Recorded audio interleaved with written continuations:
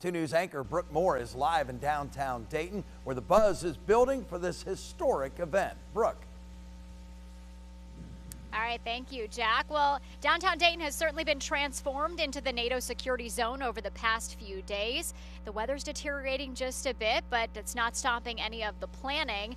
It's going to stay this way through the end of that summit on Monday. We're live right now outside of the Dayton International Peace Museum here in Courthouse Square.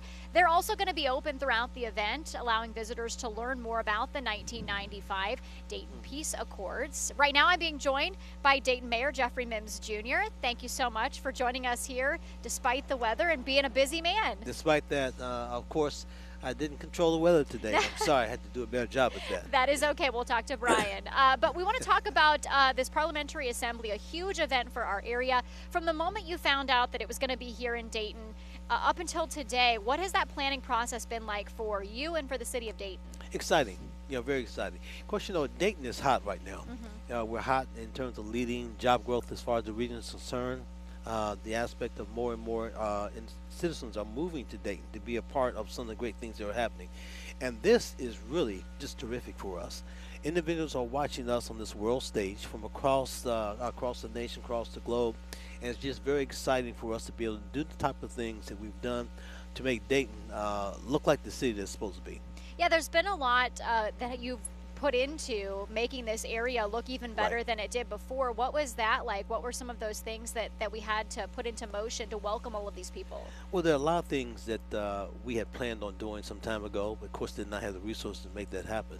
So with the support from the federal government as well as the state government, allowing us to have some money, some additional workers, and put people in the space where they can create some more excitement as far as the city of Dayton is concerned.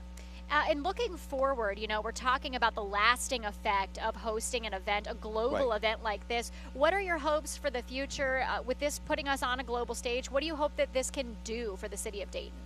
Well, that's right. Seeing what we have in Dayton, because we've done a tremendous job in terms of growth over the last 10, 12 years especially, and seeing this opportunity that we have here will bring more and more maybe conventions, maybe other types of states will look at us and say, well, let's move to Dayton, or let's make some investments in Dayton, because they see and follow the trend of the type of investments that we've had over the last 10 years.